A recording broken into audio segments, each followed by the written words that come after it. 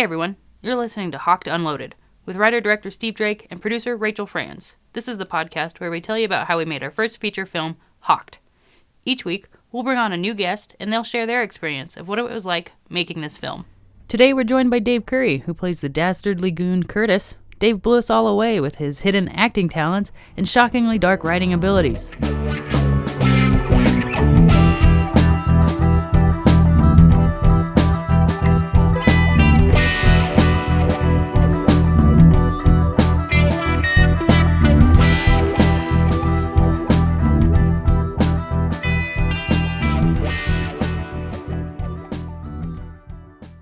Thanks for joining us, Dave. Let's talk Hocked. All right, let's do it. Hello. Hello. And welcome. Thanks for coming in. Definitely. Thanks for having me. I'm sorry that you don't drink beer anymore. I'm not. Oh. But Why not? that shouldn't stop you guys. We were going to, but now we have to just drink lotion and water. Well, to start things off, thanks for coming in. I know you're a busy dude, but I want to talk from the very, very beginning. Okay. Let me first, before we get into anything about me, I'd like to say I'm very proud of both you guys. Oh. I think that this came off pretty awesomely. It's a good reflection of both of you and the business that you guys are running. So I just wanted to say that right away. Well, Get thanks, that in there. Dave. Thanks, Dave. Yeah, after that, Shoot. this is going to be about me pretty much. So I wanted to get that out of the way. I just had to get that out of the way. Yes. No, great work. Very proud of you guys. Well, likewise, we're really stoked that you came off in such a dark and evil way. We never knew you had it in you. No. I guess me either, well, really. No, Right. I was terrified of Dave when we first met, so I knew it was in him. I just didn't know how good he would be at it. See, I've known you for a long time, and I didn't know that. You were just like Dave. Oh, I mean, as an outsider meeting him, he's so quiet and stoic sometimes, and then he has a really dry sense of humor, so you don't really know if he's joking if you don't know him. So, like, the first days at the pawn shop, I was just like, that guy fucking hates me. Well, to be fair, I did at first, and then I warmed up to you. I hate you. We all kind of did. I was like trying to intimidate you into quitting immediately. Oh, good to know. So that's why I was so terrifying. The only Dave I think the only thing we've done on film other than this movie is like the orange challenge or the grapefruit challenge, which to people who don't know, we sat down, all the boys in the family, and we saw who could eat an orange and then a grapefruit the fastest, peel and everything. And Dave won both times because he's an animal.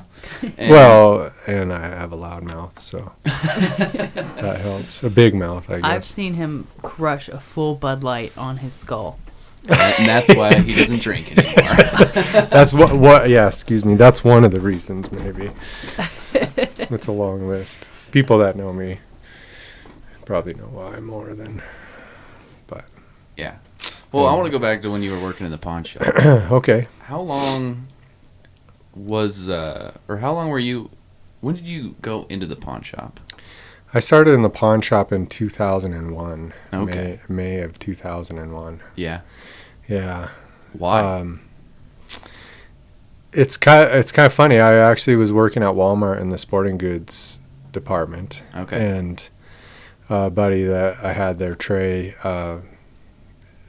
he was all about Glocks, and so I quickly became all about Glocks as well. And we actually had an employee from the pawn shop come in to the store into Walmart and was talking to us about Glocks, and his name's Clint.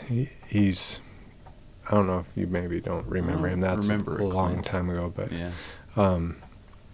Anyway, he started talking about how great the pawn shop was and Glock dealer and all that, and I ended up going down to check it out, and I just ended up applying for a job. It actually took quite a while before I got hired there too. Like Really? I applied, yeah, and I left in between when I applied at the pawn shop. I left and I worked a security job, like for a few months before I got called in to get hired.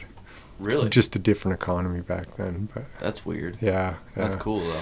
But yeah, then Gary gave me a call and I started up. So Yeah. No, that's cool. And then, I mean, what was one of the weirdest Or like, hit me with your favorite pawn shop story.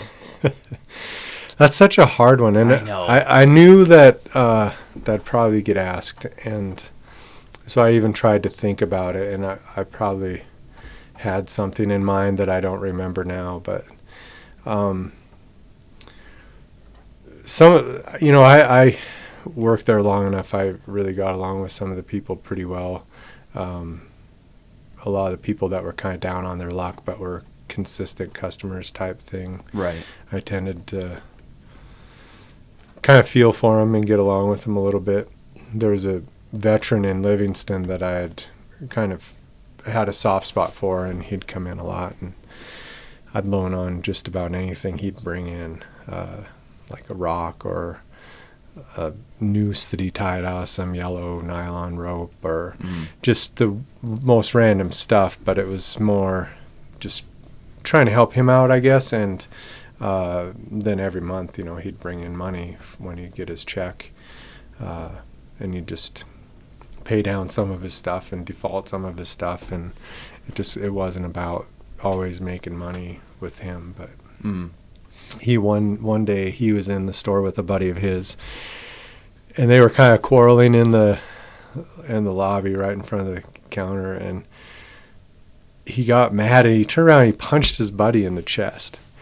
And his buddy's like, "Whoa, that's assault, brother." And that's what I've said that line probably 100 times since then. That's pretty. I've heard you say that before. I didn't know that's what it was from. It was just one of those things that hit me. So that's one of my, one of the things I've carried with me from the shop. But there's so many. Oh, yeah, it's hard. Yeah. It's super hard. I remember, I was only there for 3 years, and I built an entire movie around some of the goofier things that's happened to me, but that's funny.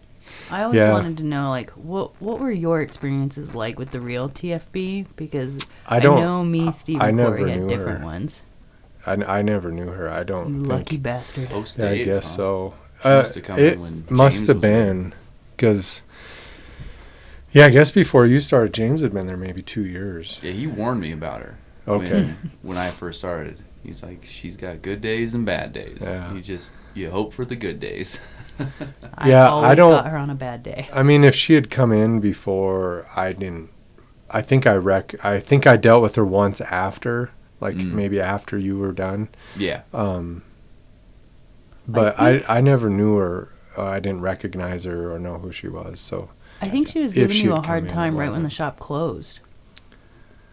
Yeah. Yeah, that would have been the only time I actually dealt with her, was right at the end, because she wanted stuff, and I kind of think she wanted me to meet her somewhere with her stuff. Yeah. Yeah, like I think I remember that. Yeah, she wanted you to, like, pick me up here. Just have all my stuff. Yeah, I have cash. Hey, big boy, come pick me up. It's right up TFB's alley. But I didn't know her that way. I didn't even at that point. It was just. I was probably a pretty foreign presence to her. So yeah, it's a blessing. There was people though. There was plenty of personalities that came through there that I got along with and didn't get along with. So tell me about a note that Cowboy left for you. Oh yeah, that was taped up on the safe forever, which I wish we still had. It's got to be somewhere, but I think it might have gotten lost. Yeah, I don't know if that's around anymore or not, but he I think on Matt's podcast you guys kind of went into a little bit with Cowboy, but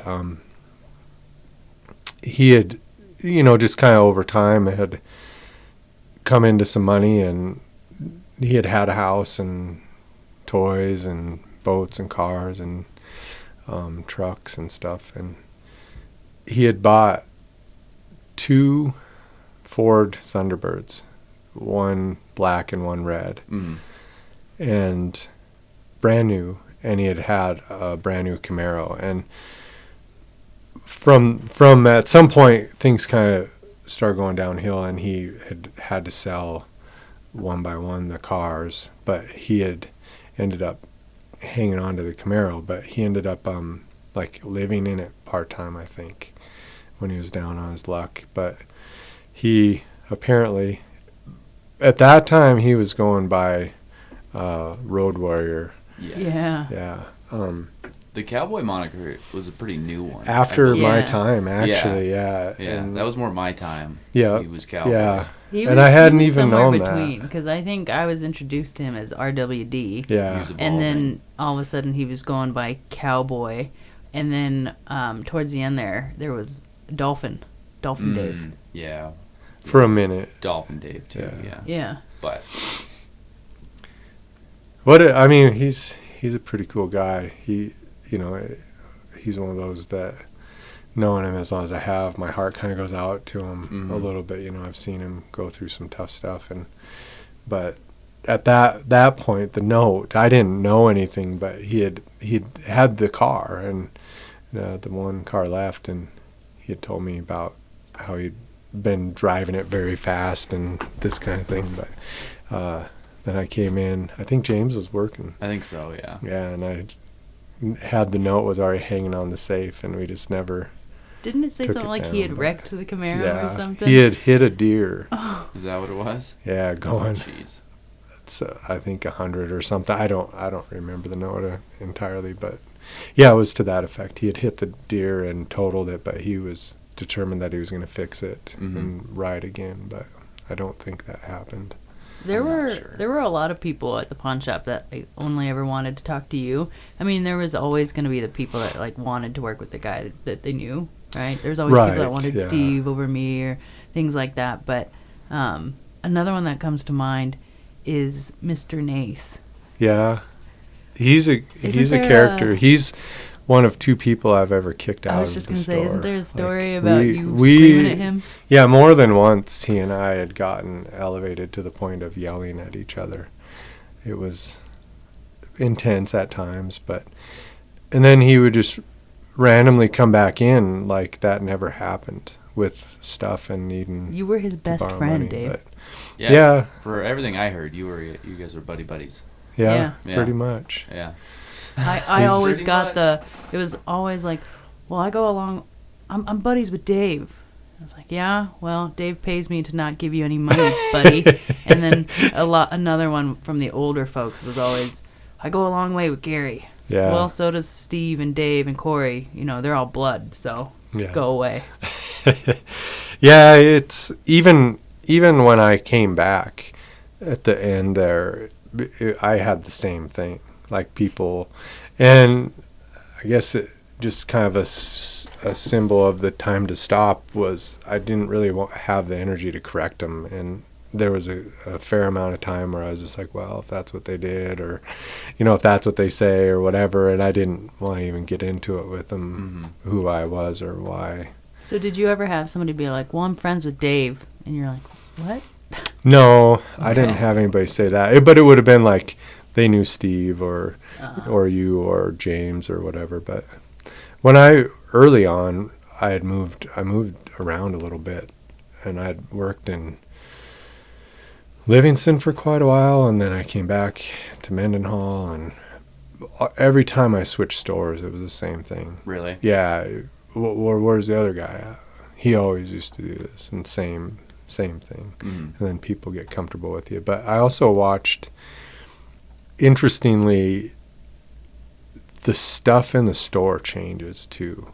It's interesting, but when we had different people in there, you could tell what they were into, because then the store would slowly evolve into like an AK store or a ski store or whatever Guitars. It was. Yeah, you could just see that come through, because one, they just are more friendly or knowledgeable about that stuff, and so they just their friends and stuff will come in, and it's interesting. But I definitely could see that when Gary was still involved in Mendenhall. I mean, there's trap guns and skeet guns and stuff that we never saw again after he was focused more up on 7th Street. And same with AKs and assault rifle type stuff. And it's kind of interesting. The personality means a lot. The person behind the counter really influences how well the store does and what what the store does.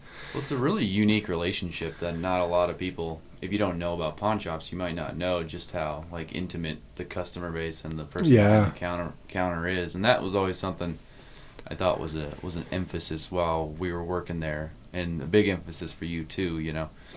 And I know a big thing, like when we did that small commercial series and trade for that camera way back in the day. Yeah. And I know a big thing for you was like, okay, we want to not accelerate this stigma that's on pawn shops and like pop culture and whatnot. Do you think our movie ruined all that? Yeah, then Steve made a movie about stigma on pawn shop culture. I would never know now because, you know, there won't be any fallout from it, right? That's true. Yeah. It's all safe now. Do whatever. Yeah, if you still had the vault, what if, like, all of a sudden people are like, oh, that place takes snakes, and started bringing a bunch of snakes in. Yeah, I wonder how that would have affected things. But I'll have to ask Theron. But we always did things different, and, you know, I kind of was proud of that, but I don't know that it was financially always the best. Mm-hmm. The best thing, but we always just took care of our customers a little different. We weren't really hardline with making people pay on time or charging them extra or pulling their stuff. And like in hindsight, I kind of wonder if that wasn't more of a problem than a benefit. You know, that just we trained a lot of people that we were just kind of a low priority to pay. And I mean, I don't think that really has a whole lot to do with us going out of business, but it was, I think, probably more on the negative side. But I also feel like there wasn't any times, I mean, maybe a couple, but for the most part, I felt good about how I ran it. I didn't feel like I was ever taking advantage of somebody or screwing somebody out of money. And even though obviously on the other side of the counter, it was always, you had to be careful because somebody was always trying to get you, you know, sell you broken stuff or stolen stuff or whatever. But or the gold teeth out of their mouth. Right. No, that's good stuff. Yeah, we like we gold. take dental gold. It's pretty good. Well, on that same vein, then, was it a pretty hard decision shutting it down? Because it was a big part of everybody's lives, you know, for a really long time. It was, and even still, like, we're in the process of auctioning off some of that inventory. Right. There's a lot of emotions tied up in that, you know, it was a hard decision, but it was time for sure. When I left Simpkins, it was just, I went back into the store and, I mean, I was there for a month or something, and it was just like, I am just not enjoying this. And really? Yeah, and I mean, that was at that point, and your mom was back at work, and she's trying to work at night and be at the shop, and that just was breaking her down and killing her. And when I went back in there, I just didn't enjoy it, and I started dreading dealing with people, customers, and that's when I just knew, like, if your heart isn't in something like that, you just slow grind, you know, to nothing. So definitely a lot of emotions there, a lot of good memories, and you know, I really don't regret being in it at all. And but I don't regret deciding to close it either. Yeah. I haven't missed it yet, but I'm kind of in a mixed bag because it is kind of, you know, it does get a little emotional when you drive past and it's like, oh, I can't stop in and say hi to Dave or say hi to Mom or like just cruise through the DVDs, yada yada yada, right? But at the same time, I look back and it's like, man, if you didn't close the shop, like we were in this office and you told both of us, you're like, we're closing this bitch down.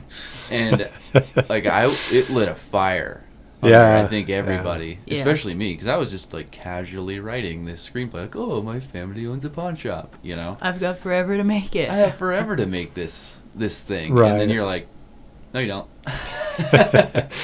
But immediately you were just like, hey man, if you can do it, you can do it. So I think it's good for everybody. Yeah. It kind of closes that book, but it opened a whole new thing for so many people, especially if their hearts weren't in it. Who cares, right? Right. So. No, I think for this to be sitting here and everything that's gone on, it's a huge positive thing, I think. For, like you said, a lot of people. For me, I mean, you know, growing up in film and everything, I kind of stayed out of the frame, you know. I didn't, until it came time to beat down some teenagers on some oranges. Yeah, I mean, but I didn't. I'm pretty self-conscious, and I don't really like being on film, and I'm really critical of myself, and so that probably motivated a lot of me staying out. But when we talked here that day, and you mentioned that you wanted to film, and I'm like, I'm all in. Yeah. Like, I'll do whatever it takes to help you do that. You know, I think it's going to be awesome. And so that was my drive, and I'm happy I did it. I would never probably consider acting in anything, but now I have, you know, like, yeah, what's next? Like, what could I do? You know, even I can't remember, Jay was going to audition for something not long ago, and I even entertained maybe going down and auditioning God's for Country. it. But That movie. It's a pretty big deal. Yeah. Steven got a small role in it. Nice. I kind of thought maybe I should go audition, but I'm just pretty busy right now. But in the future, who knows? You know, this kind of brought up something for me too, that who knows. You do seem like a whole new man since the shop shut down. You look healthier. Well, that's not the shop, but well, I think you just have like more time now, and I think you spend a lot of time with Josh and Greg these days, right? Playing basketball or something like that. Yeah, we play basketball tonight, Friday nights. That's the only thing I like doing is playing basketball. Balling out. Yeah. Well, you blew us all away with your hidden acting abilities. You did such a good job. I appreciate that. I'm very critical and self-conscious, and so when I watch the film, I love it. I love watching it. I could watch it probably 100 times or more. I love the story, but when I'm on screen, I don't like it. I don't think I executed, and I feel like I left a lot on the table there that I could have done better. One thing, it's hard to understand how what you're saying and how you're saying it is going to present on film, on screen. And I remember when we were doing the basement scene, and I thought I was being aggressive and loud, and I think you and Rich are both like, no, you need to really come at this and say it when I interrupt him and say hey. And I mean, I felt like I was being loud, and then if you look at that on screen, it's just like, oh, that's not even, I mean, you have to way overdo it, and that's new to me. So it's hard. I appreciate that. I wish I could see it differently. Right. You know, to see just critically. You're always your biggest critic. Yeah, critically how well I did, because I know what I was thinking and how I was feeling and what I was trying to convey. And I also know that it isn't, like, mine isn't real. So it's hard to see it that way. But it was hard too that we didn't have a lot of time to practice and get feedback, and and I just don't have any experience in that kind of stuff either, where I think in the future I might prepare differently even. I would have liked to. We're all going to do it. Yeah. I would like to have a more consistent, like a conscious, consistent character that I was playing, and I just tried to do, like, day to day the best in that situation, where I think, I think I would have liked to develop that in myself a little bit more, so I could switch into that and then just be that instead of like today we're going to film, and then I'm trudging up and I'm thinking, okay, you know, how should I be walking and all this stuff. But it was so in the moment type of thinking instead of really becoming that character as much. But I think we get away with it a lot because, I mean, I think a lot of that stuff, I wrote some of it, and just kind of like you guys have touched on before, I was pretty involved in developing that role. So then it wasn't, I'm not trying to be what you maybe thought it should be. It was just what this character became, kind of. So I like what it became, because originally it wasn't going to be nearly as fleshed out. Yeah. I mean, I let you run with it because from the second that, I think from our first table read, you were actually reading for Clay. As Clay, yeah. Right. And I think maybe my dad was reading as Curtis or something. But in between that day and the actual casting call, I think was only like 3 or 4 days, maybe. Not a lot of time. But did you know from the first read that you were going to try to develop a monologue? No. And I didn't, to the point that I auditioned. I mean, I wrote that monologue, I think that day or the day before, or the night before, I think. Okay. I didn't necessarily even plan to audition. It was like, again, for me, this was just, I really wanted to support you and make sure you had what you needed to get this done. And so, I think by the time I decided to audition, it was kind of clear that maybe we weren't getting the response, and that there was going to need to be other people like stepping up and playing roles. And we had like 2 people show up for the casting. Yeah, and I think at the table read, you kind of had indicated, okay, maybe you'll play Clay or something like that.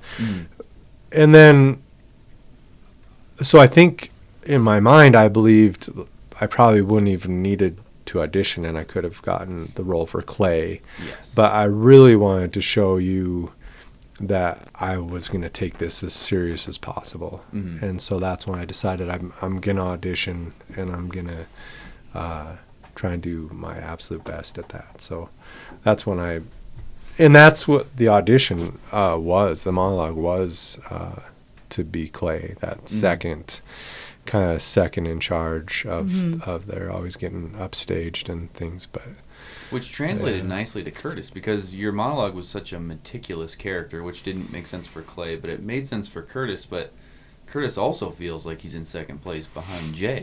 Yeah. So I think it all really worked out pretty well. Well, and that night, Steve was like trying to get out the door, and all day you would kept saying like, yeah, I got something that I'll read or whatever. And and then Steve's like got his coat on, he's about to leave, and you're like, no, just hang on a minute. And you guys touched on that too, but I didn't want to.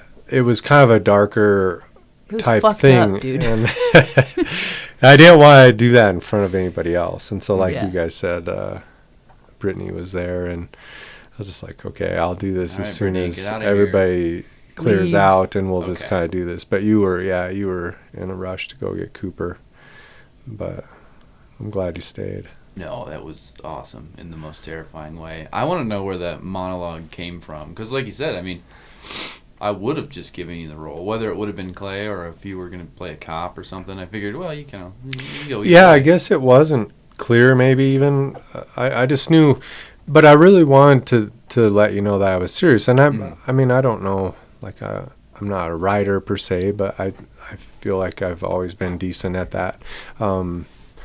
And I was just trying to find something that was dark and scary and this goon type thing, but I really wanted it to be kind of have a hook and kind of be that second in line kind of mentality, but kind of regretting it, you know. Like I should be regretting it for the wrong reasons. Right, man. right. Yeah, that was Remind me, did we film his monologue? Oh yeah, it's somewhere. I don't know where it is though. Oh man, we gotta find that. It is probably on the hard drive. Somebody else has it now. Yeah, they're putting it out.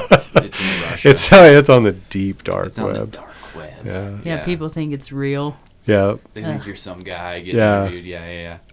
Well, what's cool is that, You don't have it, though? I kind of wouldn't mind watching it, because, I never saw it. But. Yeah. I'll look again. I don't know. We've got to have it somewhere. Yeah.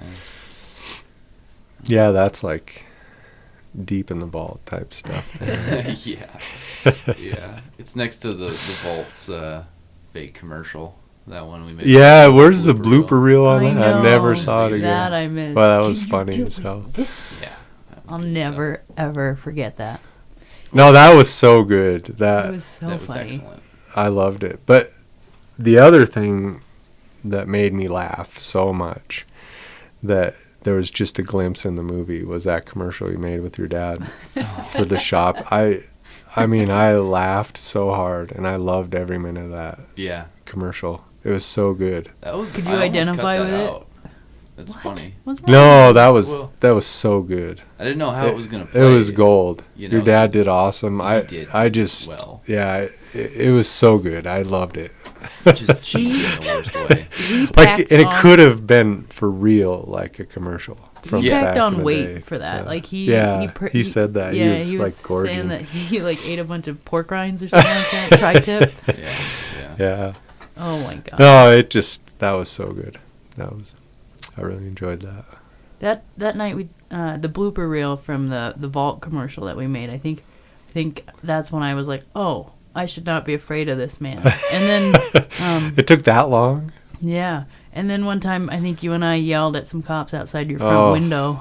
I don't even hardly remember that. I think you were tricking me into flipping cups or something like that, and you were kicking my ass at it. And you and I walked to the gas station to buy beer, and then walking back, somebody got pulled over in front of your house. So and Steve was like yelling out the window, I think. Yeah, we were all yelling out the window. Yeah, were we yelling? Do you need assistance, fair fucker? Because somebody got pulled over in front of the house. That's so horrible. Yeah. Oh, allegedly. So maybe this is one of the reasons. Sorry to that police officer if he's listening. Or the guy that got pulled over and got what was harassed. Yeah, that poor guy. By us. We probably made that cop in like such a bad mood. He probably got let off though, because he's just like, actually. This is ridiculous. Yeah, you better. So that get guy, out of you're here. welcome. You come out. Yeah. Right. Gosh, what a train wreck.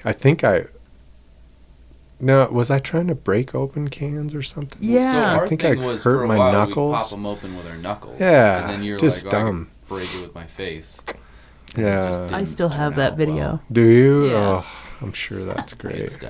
Good stuff. I think I spilled. I don't know. It's just a mess. Yeah. Oh, we all spilled everything everywhere. in the 520 house was a mess. Yeah. It just was like, it's like a haunted house. It's like the It turns you into frat kids. It turns you. I think you were cheating or something. Me? Yeah. Well, you kept kicking my butt at that. I'm just really good at flip cup. Okay. Cup. What? Cup gooch. Yeah. Now we're gonna have to release the rules to cup gooch so people know what we're talking about. Hey, put it in the show notes. Yeah, there we go. Well, a little stick figure drawing of how to play. It'll be just as good as our storyboard. Yeah. Yeah, storyboard it. So good. What do you think about working with your brother? And do you think that helped? In the movie or in the shop? Because he worked at the shop. Well, he also worked in the shop. Yeah. I don't know much about that. That was kind of before I hung out there a lot. I kind of want to more so know about working with Chris as Clay and Curtis. If it helped at all. Did it help the role? I don't necessarily... Well, I don't think it hurt anything, but I don't know how much of an advantage that was. I don't think... Correct me if I'm wrong. I don't feel like in the movie, if you didn't know we were brothers, that comes across. Like we're real close or anything. Just in character, I don't think. But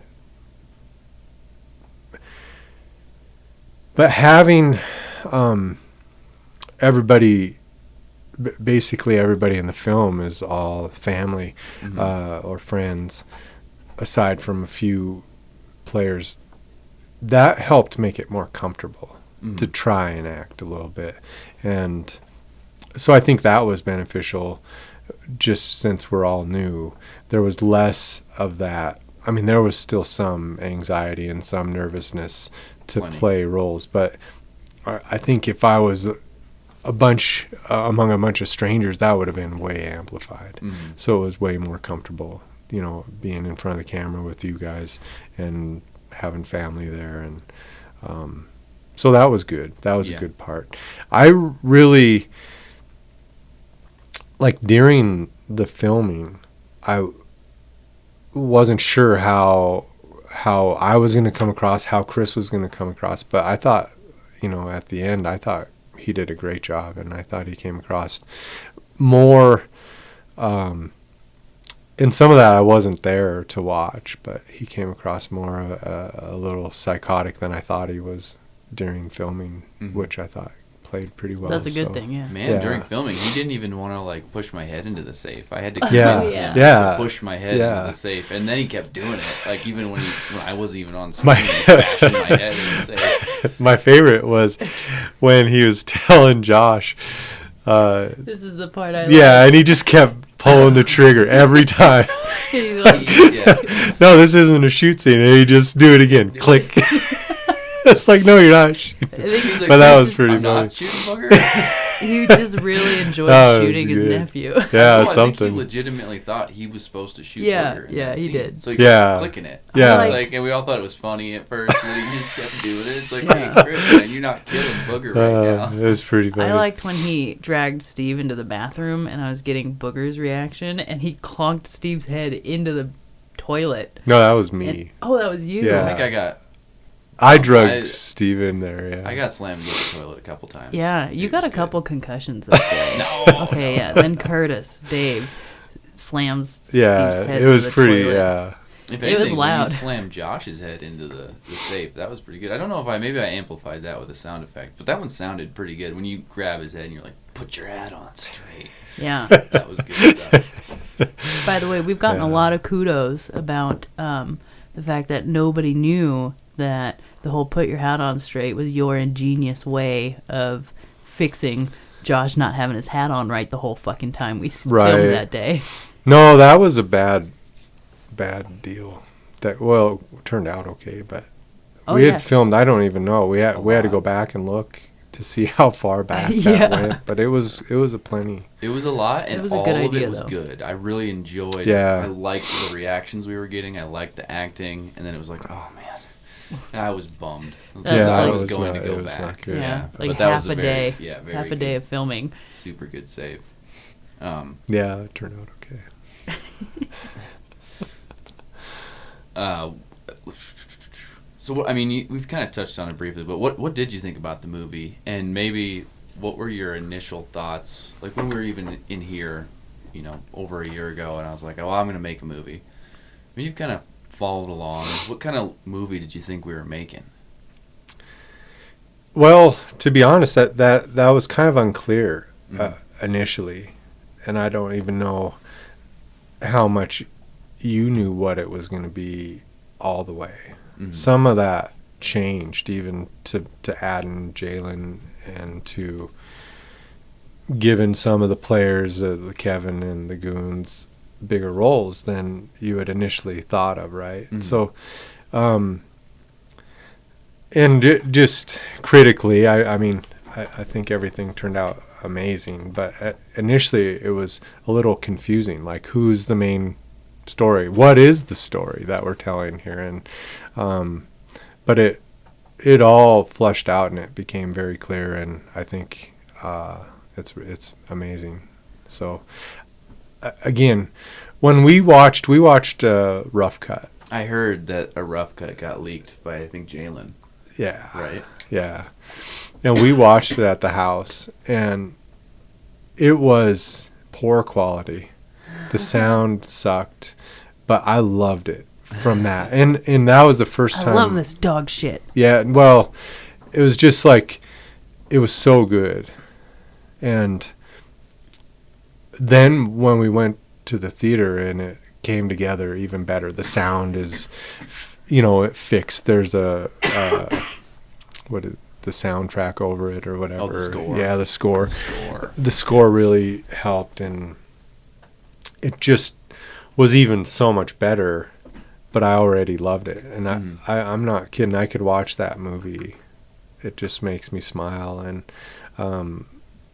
I could watch it over and over again, and not to see myself, because I'm not happy with, like I said, I feel like I could have done more and better, but just the movie, I could watch it over and over again. I thought it was, I mean, obviously I'm biased, right? But it's not like I didn't expect that you would do something great. I think you guys, Single Six does some amazing commercials, and I haven't watched any of your wedding videos, unfortunately, but maybe fortunately. I'm not a big fan of watching wedding videos, but they're just adorable. I love the commercial work you guys have done, and just so much of your whole portfolio going back as Leonard, or boy who gets owned by paintball, or we don't talk about airsoft kid gets owned. Shirtless airsoft kid gets owned, which almost has 1 million views on YouTube. Right. Not a big deal. It's a big enough YouTube account now that someone hacked it and changed the names. Really? I don't know. I can't get into it. It's probably being monetized, and they're taking all that money. They're taking all that airsoft money. Should see if it plays an ad before it. That's pretty funny. It is pretty awesome. But yeah, I mean, so I there's not like there was an expectation that this would suck, but it was so good. I think expectedly it turned out awesome. I didn't know what it was going to turn out like. I'm very happy with how it turned out, though. I think for what we had and what we did, it's pretty cool. Yeah. And recently, you're going to like it almost just as much as the movie, I think. The behind-the-scenes stuff is awesome. Right now, I put it all just in a timeline, and it's like 2 hours long. So where is this? It's just on a laptop. I'm working on it slowly. Let's get it going. I'm trying. It's so long, but we it's got a lot awesome. going on these days. Yeah. It's awesome. Because just to see the timeline of events and see, like, okay, last year at this time, we were just, like, hammering out footage, and it was just going crazy. Yeah. And then, just to follow along again, there's so much content that, like, people were snapping pictures, people were taking videos, and just stuff that we didn't know was going on. I think everyone's going to really, really enjoy it. That and the blooper reel, obviously, is freaking hilarious, I think. But anyway. Yeah, the process was different than I expected. How you filmed it. Because we filmed everything out of order.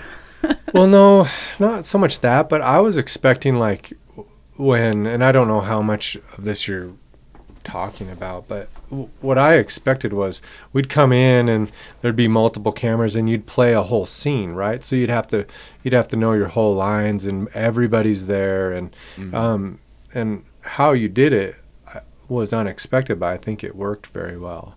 Filming one person's side and then the other person's side, but it was different than I thought it was going to be. And I think that helped take a lot of the pressure off, because we weren't having to go through extended dialogue. When it gave you an opportunity to practice those lines in chunks. Yep. But yeah. I think it part was of that really good. is probably because we didn't have enough hands to film multiple angles at one time, We just didn't have enough hands. Well, we had enough camera equipment, but we did. We were running a goofy microphone situation too. We didn't quite have equal microphones on both characters. Like, the first thing we did was with Booger and I, and we were going back and forth, and it was just like, man, we were losing track of stuff. So I think that evolved too. We got comfortable, and by the middle of February, I felt like we were kind of like this, not like perfectly well-oiled machine, but pretty good as far as like showing up, knowing what we were gonna do. Like, okay, we're gonna do a couple medium shots just to warm up, and then we'll do a couple wides, yada yada. So I think that's definitely a product of our videography style. Yeah. Because I know a lot of people would spend a lot more time. Because I don't know if it's our style or not, but most, let's say, film students would go in and they would really prepare and they would get everything perfect and they would want to nail it on the first go. Whereas we're just like, well, let's just keep shooting and we'll just let it be more fluid. I think that might actually be more of our kind of thing, is like, well, let's just keep it fluid. Let's keep it kind of flexible and let's flush it out. So much work on the back end, though. Oh my right? God! Like, yeah, no, that's the difference. And that one was on me. I told him because Steve is the kind of guy that he'll shoot it 100 times because why not? And then he goes to edit it, and he's like, "Well, fuck, I have 100 shots to go through." Right. Well, I kind of like it though, because then you can even tweak the scene post fact. If like let's say we only did it once, and your reaction was kind of angry or whatever. Yeah. But then then you're stuck with that. Where I was getting shots where we ran your dialogue like 6 times, and I had 6 different takes because it wasn't like you were doing it the same every time. In between takes, we're like, well, Dave, take it a different way, or you're like, well, I want to try something like this, or I'm going to try this, or I'm going to move a little bit different. And then I had a bunch of flexibility in post. It was more work, but I think it was worth it. Just in you having the work on the back end really freed up not being great on the front end, right? Like seriously, like not having professional actors aside from a couple of people that were really blew everybody away, but like Rich and Kevin, but the ability to just go in there and not be great, but have something great come out of it was pretty good. It was fun too. Yeah, it was very fun, and I felt very collaborative. Yeah, just being very open with everybody, and I know plenty of times I think you had brought up, different things, or I think you even helped me fix an entire plot hole one day. Yeah. And I really wish I could remember it. I don't know if you do, but we were in the front, and it was just like, man, I don't think I'd have this thing, or... Yeah, there was a couple things like that maybe that we worked on a little bit after. Hashed out as we went. But easy to do, right? Like, because, we had that flexibility. And then... The other thing that I thought was awesome, this is a little bit unrelated, but everybody was new, but having everybody there was like this almost competitiveness with our acting that I think there was a synergy with it. Watching Rich do his stuff and be so good, and Kevin and Ty, and everybody's bringing these great characters, and it just made me want to do better, want to do more. That makes sense. And I think that was maybe a different dynamic than if there's one clear star out there, and all these supporting people aren't even necessarily maybe supposed to rise to that level, right? There's one person that's supposed to do this. I think our situation, there was just this synergy, and everybody made everybody better. Everybody was there supporting each other, not when we were together, but maybe try it this way. Maybe, everybody's giving each other pointers, and I think that was pretty awesome. I think that's cool. I never really comfortable way to do it. Thought of that, really. But that makes a lot of sense in hindsight now that you bring it up, because it's almost like, hypothetically, no one should be good. Right. So then when you show up and someone's doing well, and you're like, whoa, that's actually kind of funny, or whoa, that's actually kind of scary. Like, it does make you want to be like, well, I don't want to be the only guy who's doing a bad job. Exactly. That makes sense a lot to me too. I was nervous. I mean, I had a lot going on, but the Steve character, it was like, oh man, I got a pretty big scene today. Like, I got to keep this thing going. Yeah. And I also had the luxury of seeing everyone.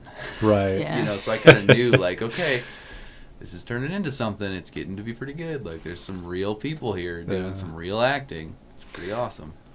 It was cool. It was cool only seeing, because I felt like I was pretty involved early, and then towards the end, not. But it was cool because so much happened outside of what I saw and helped with and things. So it was fresh, a big piece of it, and then just how it all came together. Wow, I'm jealous. Yeah. Well, it was towards the end, Steve kind of tried to make a point of keeping everything kind of close knit and not letting everybody see it, because he'll never be surprised by anything that he sees in this now, because he's seen it 1,500 times. But he wanted everybody else involved to be able to see it at the premiere and enjoy it and really take it in for what it was. Yeah, I think that from my perspective, that was effective. it was fresh to me. Yeah. Good. I really liked it. Even my stuff, right? Like we filmed it so out of order, watching it all in order and how it played together and interfaced with scenes that I wasn't involved in. Like when I'm laying up in the field and I have no idea Kevin's by his car with the crosshairs. You have no idea. Right? You were going to shoot him. Right? Right. Because that was a pretty late edition. Yeah. It was cool to see it all come together and see how my role interfaced with all that. Yeah. So that's pretty fun. I am going to blame this cough, though, on your chain smoking in the basement. Yeah, that's cancer. You went straight up method for that. And you genuinely smoked it. We all got lung I cancer smoke that day, a pack a day now. It's crazy. Thanks for that. Anything for the show, man. I'll do whatever it takes. Yeah. I even was considering meth yesterday, so. Well, I could. Moving on. Will it help? Jalen and all you need to do is say it'll help, and then. It'll get you another role, I guarantee. There you go. That was all I needed to hear. Yeah. Well, Jalen and I'm gonna start cooking. Don't you have a breathing issue too? Yeah. Don't you have like asthma? You do have asthma. I thought so, and I was. Fuck, we almost killed Dave. I feel bad a lot. You of the did. Times. Just not immediately. Yeah, we helped. Jalen and I have been kind of loosely working on Jay's backstory. It's not a secret anymore. You've released too many podcasts. I know. Yeah, Dave did his homework. I can tell he's listened to all these podcasts. I know. Yeah, he's like, you already said that. Whatever, dude. Apparently you're the one listener. Those ones that you put out and it has one download, that was me. Nice. Thanks, Dave. I think we might be up to 2 downloads now. I think Mom downloaded it. No, I downloaded them twice. I didn't have it on my phone, so I downloaded it on there. Sorry to burst your bubble. Actually, I might have downloaded 5 different devices. So. You know what? That's all. The downloads help our rankings. Do the same on this one. Yeah, this one is going to get downloaded like 30 times. I'm going to the library and downloading it. Yes, I download it to all the computers in the library. Not a bad idea. Well, really. Jalen and I would like to see you make a comeback as Curtis, if you were ever interested again. Oh man, I want to do more stuff now. Okay, good. That seems to be a pretty common occurrence. Everybody's got the itch now that they've had a little taste. Well, it's fun. It's exciting, and I had a chance to go on the God's Country thing just for a day.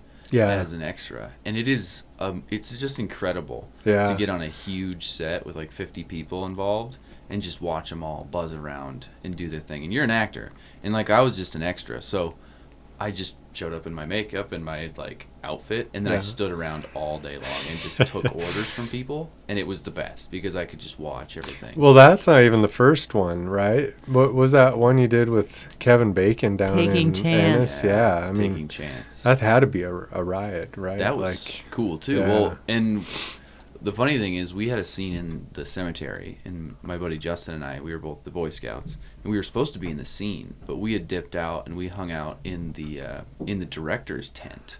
And I don't know why he wasn't like, fucking course you did. Hey, guys, like you're supposed to be in that scene next to that horse. But he was just so nice. Like some kid brought us coffee because he thought we were like big deals because we were in the tent with the monitors. And he was like, we just watched him. You were a Boy Scout. How fucking old were you that they were giving you coffee?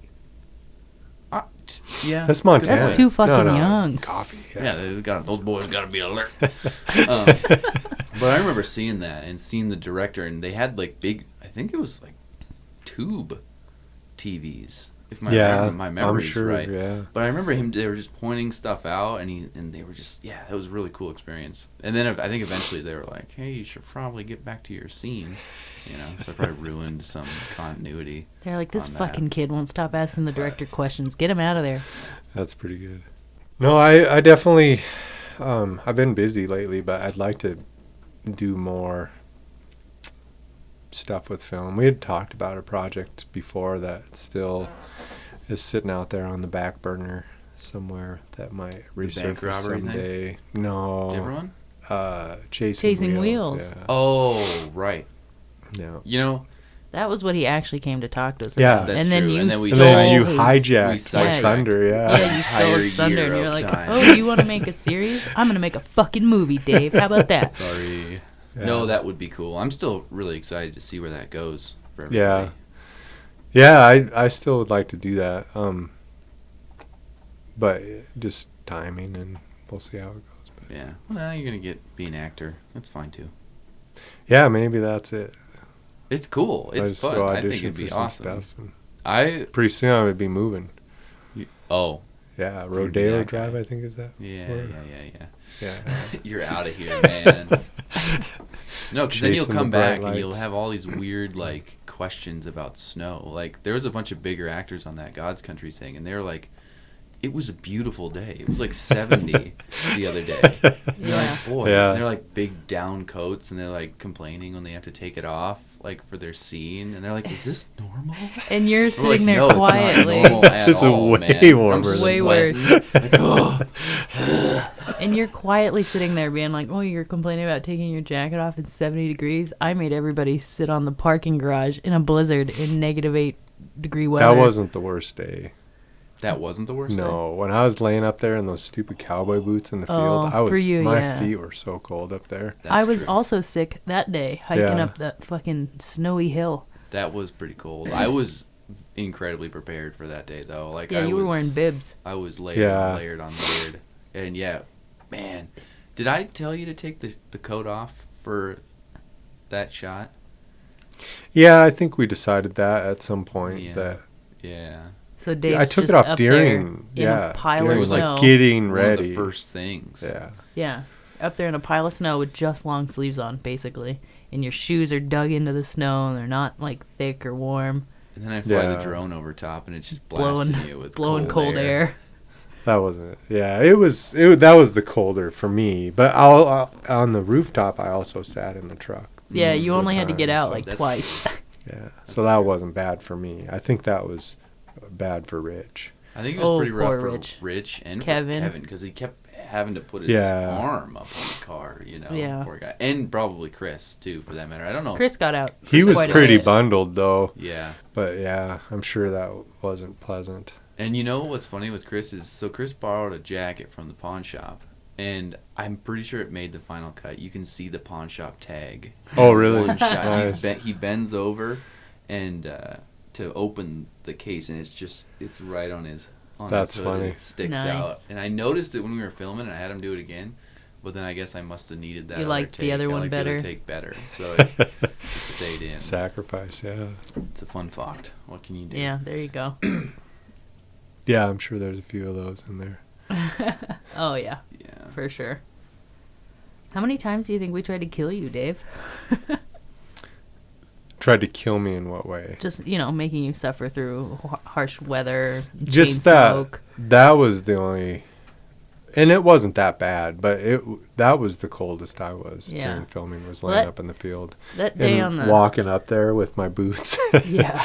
It was pretty rough, but it was okay. When it's a bluebird day and the frost stays on the grass, it's cold. Yeah, it was cold that day, for sure. That day on the parking garage, though, I was pissed because that was when all the filming permit shit went wrong. But I do remember sitting in the back of the truck, and then, I cannot remember what you were doing, but you kept fucking doing something that would make me laugh.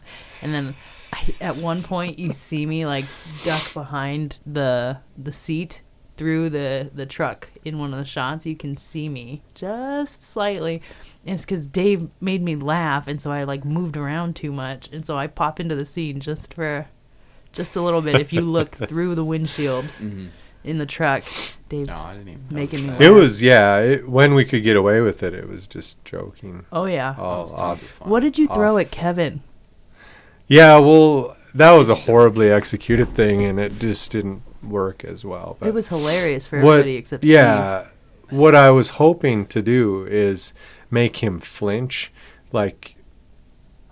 surprise. Yeah, like a surprise. And so when I came out of because I wasn't in scene. No. And I just threw a glove at him. Oh, that's what it was. And so I was hoping that would, just make him wince, like I was about to shoot him. Yeah.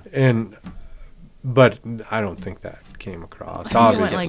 It was hilarious. And Steve, doesn't see anything, and everyone's laughing. Well, and then, because then he was... Yeah, it was just a poor attempt at trying to get a genuine, flinch from him. Yeah. Like he was about to get shot. Yeah. But is this glove coming at him? But it just didn't work. And then the next couple takes, he was worried that I was going to throw the glove at him again. So it didn't. It just, it was poorly kind of backfired. Steve, how many times did you have to cut out Dave going pew, pew? Oh, yeah. There's a couple pew-pews and doot-doots that I had to cut out. That's horrible. Well, you know what? It helped in some fashion because, every time you'd cock it and then you'd rock it with the Black Hawk there, and so it did kind of help me line stuff up, but there's a lot of cutting it out though. Well, there's still a lot in the movie. I just threw a lot of sound effects over top of it, which ended up being actually a problem because the more sound effects you layer up, the more they all kind of compress and mash into their own thing. Because that was a problem that everybody had with the premiere. Was like, man, I really wish those gunshots were louder. Yeah. And I still haven't figured out the remedy to that. We'll have to do some more research. Because, they're quiet. They were quiet at the Emerson, and I boosted the crap out of them. Well, luckily, the Emerson show. You wear a bandana over your face so you can't see your mouth moving. Yeah. That's a big thing. But I do think I remember looking at you and being like, Dave, stop making bang noises. Stop doing that. Bang, bang. It was fun. It was all fun. See, none of that's intentional. No. In one of the earlier editions of this podcast, it was brought up that I kept saying the line wrong while I was leaving. Thanks for both of your time. But it just sounded different. I kept saying thanks for both your times or something. And I wanted to say thank you both for your time. Right. And it wasn't like I was disagreeing with you. I just it was saying it wrong. And I did. You think you were saying it wrong?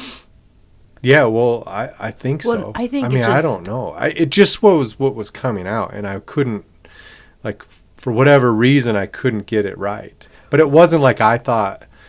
It just, in the podcast, it sounded like you were upset because I kept insisting to do it this way. No, I was just doing it, and it was coming out that way, and then I kept trying to do it different, and it just was like this thing I got hung up on. Well, and to Steve, they both sounded right.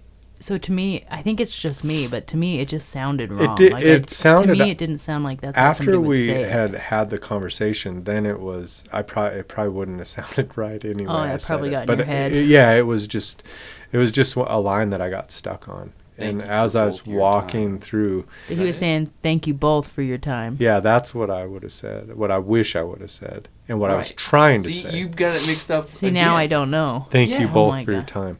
Instead, I was saying thank you for both your time. Yeah. And I don't like that, but it wasn't something I was just like, no, I'm going to say it this way. Mm-hmm. I was trying to do it right. Okay. And it's just like your brain was just stuck. Okay. Yeah, that's great. Yeah, I thought that's what you wanted to say. Yeah, I thought that to you that's what sounded better. And so that's why I was like, no, I think if he wanted to say it that way, that means he thinks it's right, so it's got to be right. Because one person thought it was right. Well, I don't think it detracted from the movie. No, I'm sure I'm the only one that. But it was a line that I was just hung up on, and I didn't execute. There's plenty of that for me though in there. There's plenty of that for everybody. It's hard when you get hung up on something, whether it's funny or you just get in that mental groove of saying it the wrong way. Yeah. I mean, you edited down the monologue in the basement for time. I wouldn't know that watching it, even myself. I don't know what was cut out or what wasn't. I don't have that memorized anymore, so I don't know what made it. It was a sheet of paper though, single-spaced, right? But I was upset right after filming that because there was only one time that one of the plays through that I remembered every line, and then the rest of them I had missed stuff here and there. But it turns out that doesn't matter because you edited it down. But that was one of my favorites. We were trying to fit so much content in that to make the backstory right. And then it's tough. Fun fact too. I mean, the whole thing with Clay at the end, you're picking up your brother from the airport, and then he gets out of the car, and then we didn't have him because he moved. Right. He's in Oregon or something. Yeah, he's in Oregon. But so we didn't have him for that scene.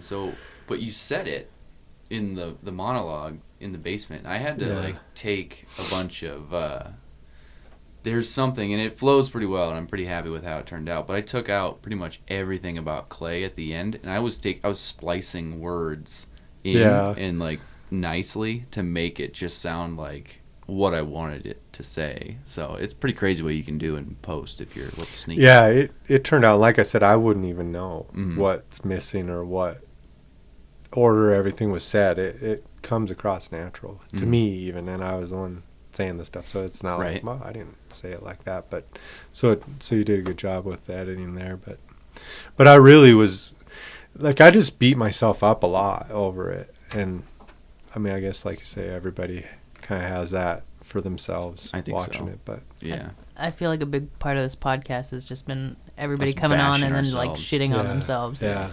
No, it's cool. It was such a good learning experience, I think, for everybody in every fashion. And one thing that I think is definitely true is we could never make a movie like that again. We'll never have like that experience. No. Right. And like we can't be having people lay in the snow in boots and almost getting frostbite on their fingers, and like, you know, there's just a lot of stuff that we just rolled with because we didn't have the time and we didn't have the patience, or, you know, everyone was such good friends that we could put each other in these positions. Like, yeah, and apparently nobody knows how to say no to Steve, so. Well, I don't know how to say no to myself. I put myself in a toilet. I almost lost an eyeball. Like, come on. That's true, yeah. You did almost get, like, bayoneted right in the face. I absolutely did. Oh. Yeah, I almost lost my eye. That's awesome. And nobody knew until I was looking at the footage story. And been like, dang, that bayonet sure got close to my eyeball there. Let's not do that crazy, again. yeah. But, so with that in mind, I mean, we have to make a new plan. Like, I still want to make, you know, similar types of movie, but, like, what do you think we could do better? One, and Rich touched on it in his podcast, but what I would have liked to see is more direction, more, because he said, and I agree, it was hard to read if you were happy with stuff or if there was something we could do differently. And I think that was maybe partly because you're new and you didn't know how hard to push people. A lot of us were kind of in charge of the character, and it would have been, just in my opinion, it would have been nice to hear more from you. Like, I want a little bit more of this, or, you know what I mean? Just a little bit more direction. That would be in both phases of pre-production and production. So, because in filming. The beginning, I guess we didn't really even have a pre-production. It was just like write it and we go. didn't like rehearse or anything, and blocking, table reads, which is, I mean, man, we're nitpicking to even say that kind of thing. What I would do a ton of things different. I'm sure you would too. That would be my only. If we're going into it today, I would want a little bit more collaboration with you to see where you want this to be, and to give me feedback on how I'm doing at it. Yeah. But that's nitpicky, man. This is awesome, and it turned out really great. And so, I mean, we can pick things apart, but I like picking things apart. Yeah. I get that too, and I do that a lot, but at the end of the day, this was a big undertaking, and from the filming side and being rushed and all that to the enormity of editing and making this work on the back end, just huge amount of work. So I think it turned out great. That's one thing though that when I started, I thought, oh, this is going to be fun. We're going to have fun. We're going to film. This is going to be great. It was so much work. Yeah. It was so much, like, it was day 2, and it was like, holy criminy, like, we're going to do this again and again and again. Yeah. And that was a little eye-opening to me, too. Like, this is like a job. This is, we put it in for a good couple months there. Yeah. And that's something that I wasn't necessarily expecting, but for sure moving forward, I have a more realistic expectation of what it takes to be in something like this. It was way more intense than I would have guessed. And that was like a quarter of the work compared to what took place. It was really to get intense it for to 2 film. months Yeah. in the pawn shop. Yeah. While we had the Yeah. pawn shop, it was intense. And then I was looking over the timeline. For 2 months, it is just balls to the walls, shooting everywhere and anywhere, because we were fighting against the deadline and we were fighting against the weather. Yeah. And then, boom, hard drive crashes, right? Right. And everyone's, well, not everyone, but like I was just I like hit a wall, just like a brick wall. Like there goes all my steam, all the locomotion has stopped. And I don't know who else you let in on that, but I wouldn't have known. Few. You know, I mean, mean, I knew what was happening. Yeah. And I felt like this is a big deal and that, but you handled it very well from my perspective. I just didn't want everyone else to freak out. Well, I didn't want everybody else to freak out, and we still had stuff to shoot. And so I was like, okay, well, let's just keep going. You know, Right. Yeah, happy face. if people knew happy that face. that had happened, some people might have been like, well, it's all What's fucked the anyway. point? I'm not going to like put in the work. Yeah. So Yeah. we just kind of had to make everybody put in the work and hope it worked out for the best. Yeah. Which it did, thank God. It did, yeah. Pretty awesome. For the most part. There were a couple scenes that I thought we had lost completely of yours. And I don't know them off the top of my head, but I think one of them was like your reaction to Jay when she enters the shop. That was one that was lost and then recovered, but then corrupted. Okay. And so a lot of that stuff I had to like cut around, and for a long time, or maybe not a long time, but for about a month, I thought, well, we don't have that shot. Or we don't have my dad ripping the computer off. Like, we just don't have that. We don't even have Duncan pouring the gasoline. And it was just like, oh, man, that's a bummer. But eventually, we kind of figured out the code He cracked the Da Vinci Code. to re-scramble those frames. So, because we would have had a different movie if it never caught on fire. Or there was plenty of stuff that would have come up really short. And that's why a couple of those shots are really short, because we only had exactly 180 frames worth to work with, and then they were like all green. Or I have a couple weird goofy frames of you where like your face looks like a chicken, and or there's like green snow. There's some crazy stuff that happened, but it's kind of beautiful in its own like way.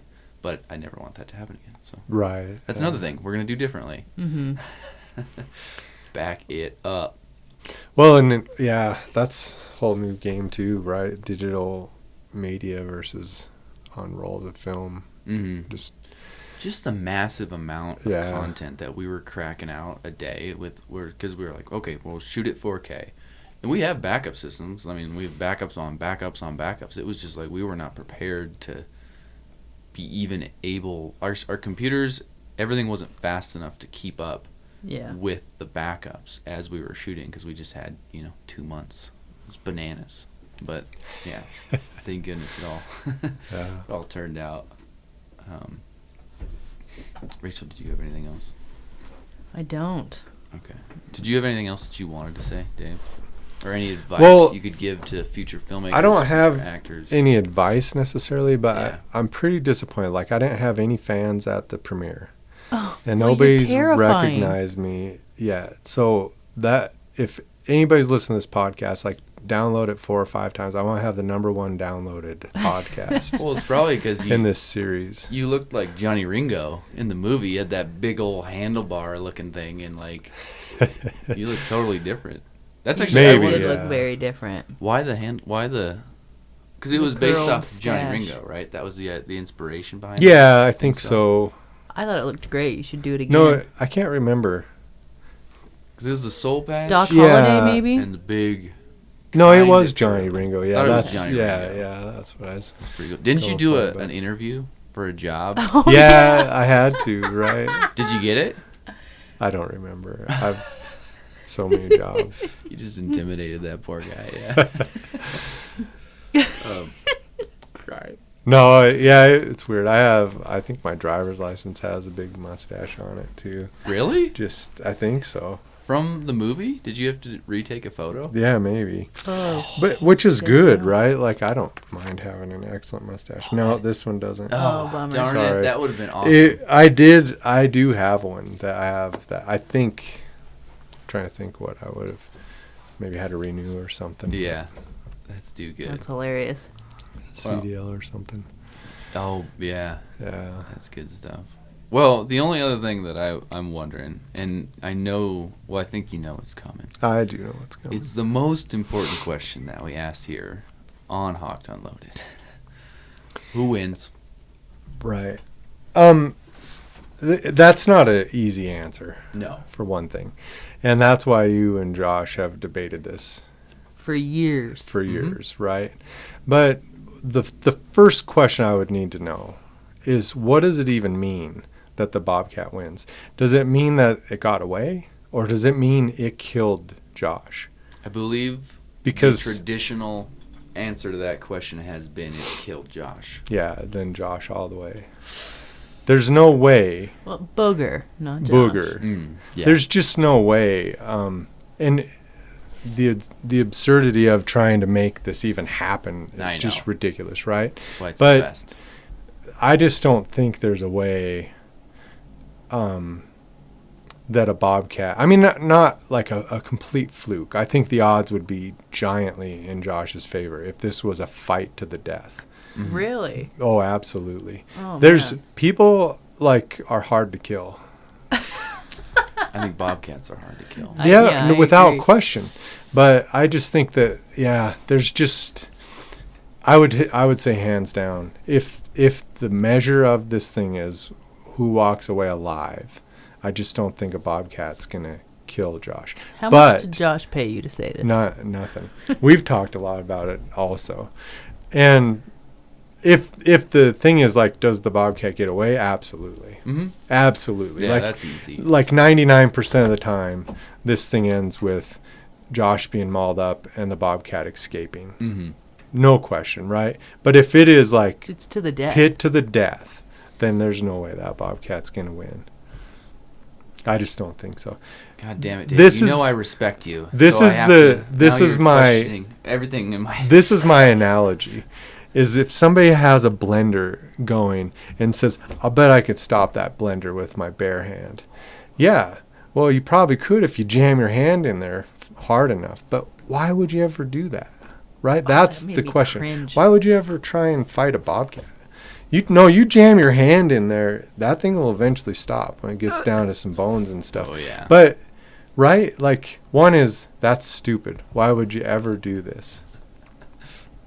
And that's why I say with the bobcat. Why would you ever try and kill a bobcat? I don't actually know how that conversation started. I just know I lived there for it. I couldn't tell you how it started either. We're just going to have Josh back on. He can tell us. We're going to have an 8-person panel, complete with opening statements. It'll be like a grand jury. Well, yeah. No. I mean, we could get into all that too, but how, in the history of the world, I'll bet there's more people that have killed a bobcat without their bare hands? Yeah, without a firearm or a knife than there are bobcats that have killed humans. I'm not even sure. Maybe there's a fluke of that happening, but there's got to be. Now the coronavirus has weakened the population. Yeah. Oh, a sick human? Hold on a minute. Well, I think that's all we've got. All right. Thanks for talking Hocked, Dave. Yes, thanks for having me. Next week, we'll be taking a little bit of a break. The past few episodes we had pre-recorded, so there wasn't a problem. But in these crazy times, we're just not sure when the social distancing thing is going to end. We'll be back with you soon, so stay hocked and loaded. Keep up to date on all the Hocked things that we're doing and where we're doing them by following us on all the major socials @HockedTheMovie.